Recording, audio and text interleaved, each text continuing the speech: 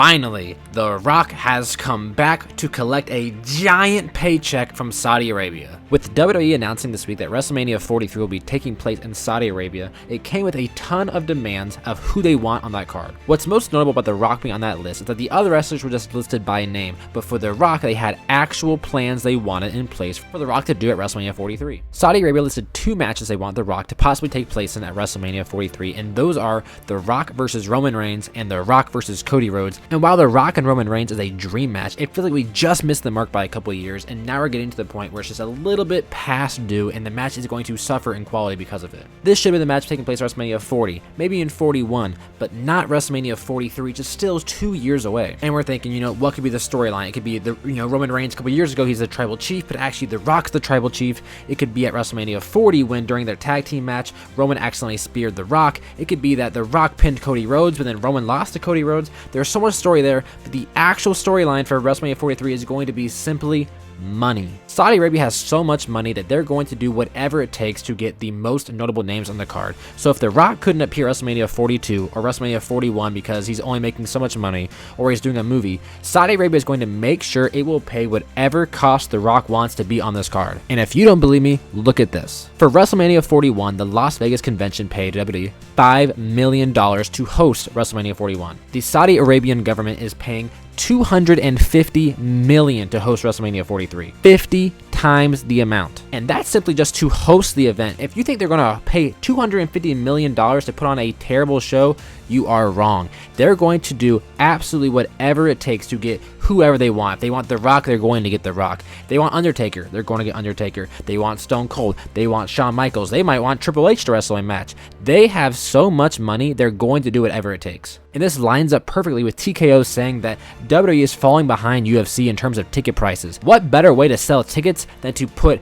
every name imaginable on that card? I'm not going to be shocked at John Cena's retirement tour if he comes back for WrestleMania 43 to have a match. That is how much money they have. That is how much they're going to promote this event. This is why in previous years for the Saudi shows, we've seen matches such as DX coming out of retirement to take on the Brothers of Destruction. We've seen Goldberg. We've seen all these legends like Brock Lesnar. I think they had Cain Velasquez there. So many superstars that wouldn't appear on a normal show are going to these Saudi Arabia shows because of how much money they have. And while I do think The Rock's in a different boat than, to say, Stone Cold, Shawn Michaels, Undertaker, because The Rock's still in incredible shape, The Rock just had a match at WrestleMania 40, and it was a really good match, and The Rock did really good work, unlike Shawn Michaels when he had that tag team match, or Triple H in that tag team match, or Undertaker, who can barely move at this point. The Rock is still in incredible shape and can put on a good match, and I think they could tell a great story, whether it is going with the Roman Reigns or Cody Rhodes, and I'm here to tell you which path I would take and how I would get there. Now, if we were going on the road that is the Cody road, it would involve the WWE Championship because we have so much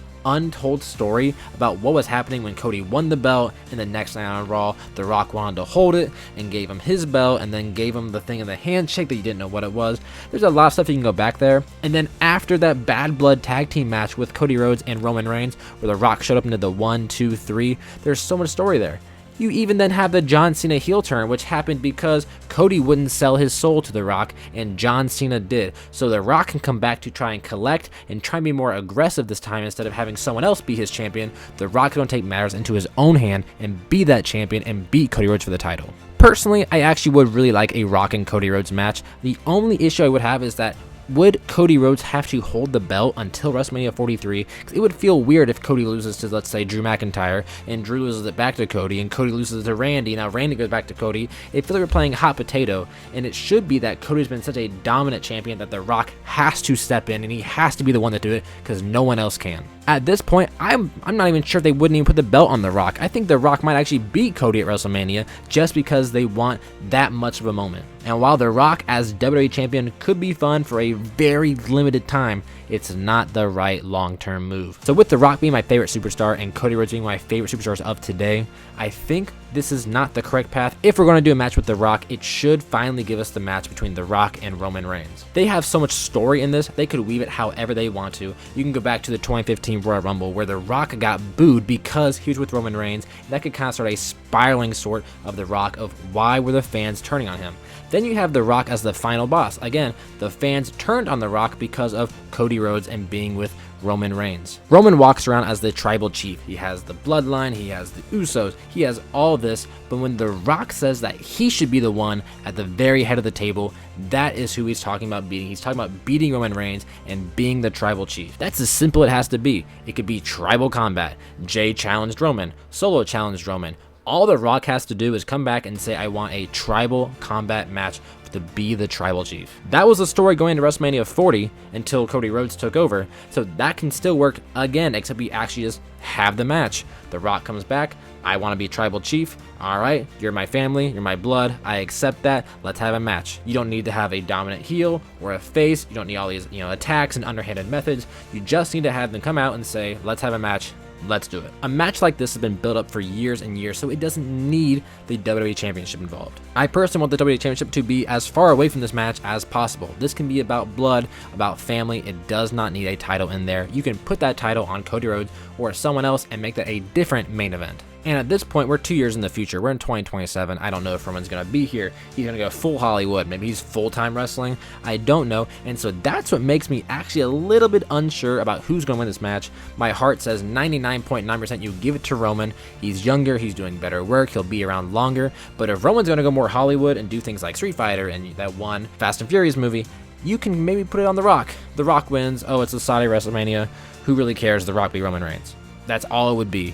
If Roman Reigns wins, I don't think it's going to mean a lot anymore. It might have meant a lot in 2015 or in 2024, but in 2027, it just doesn't mean a lot if Roman beats The Rock at the Saudi WrestleMania. So me personally, I'm taking the Roman Reigns versus The Rock match. It should not main event the WrestleMania, but it should take place at some point in the future so we can finally get that match. It's probably not going to be a good match, but you don't have to have that. You could have it as a tribal combat match to have some interference and have some sort of weapons or some sort of gimmicks that make it away from a wrestling match and more of a fight, more of a thing between, family members.